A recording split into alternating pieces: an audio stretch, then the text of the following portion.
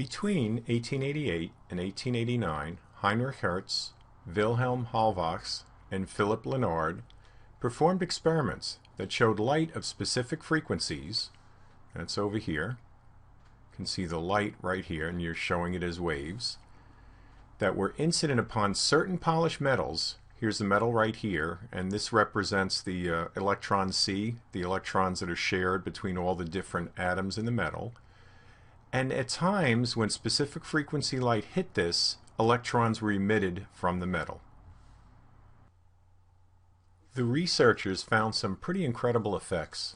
For example, below a certain frequency, a certain cutoff frequency of the incident light over here, there were no electrons emitted. When you got a higher frequency of incident light, then electrons were emitted. Secondly, when they were emitted, the number of electrons were directly proportional to the intensity of the light, but the energy of these electrons was independent of the light intensity. So you could turn up the light and you would still not get any greater energy of these electrons. You'd get more of them, but they wouldn't have a greater energy. Also, the minute the light hit the metal here, you got electrons. They came out immediately. When you had the proper frequency of light, when you were above the cutoff frequency up here, the electrons would appear instantly. These properties could not be explained with the classical wave theory of light. Nobody could explain why this happened. If light were a wave, then these electrons should have been emitted no matter what the light's wavelength was.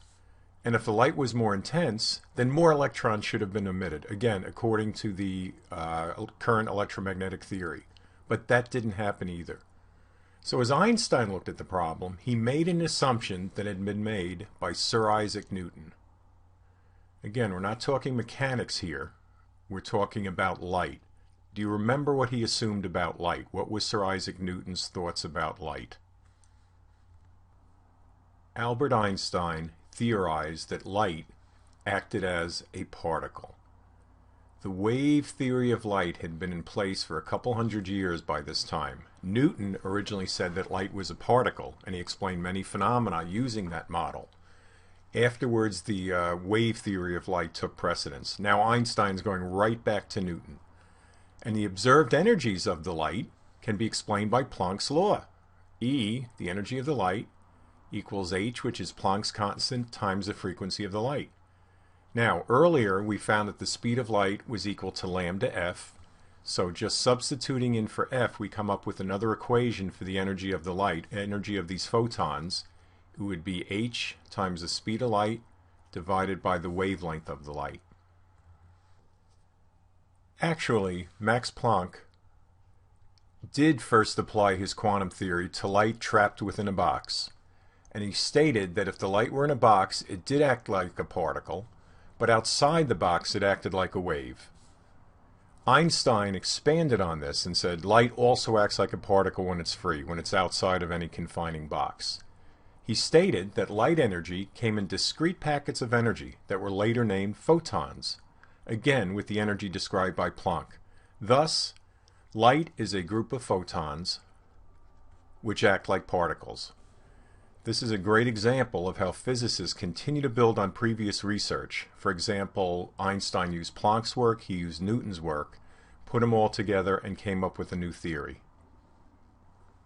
The quantized nature of light explains both of these phenomena.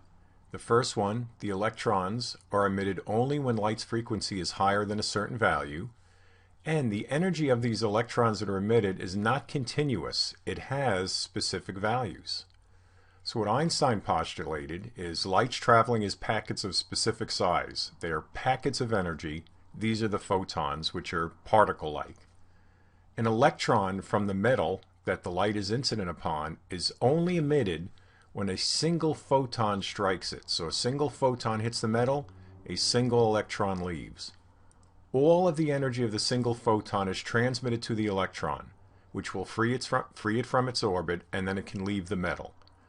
Now, since the energies only come in specific measured quantities, that was measured, that was the electrons, so must the photons, which again provides more evidence that the photons are particles.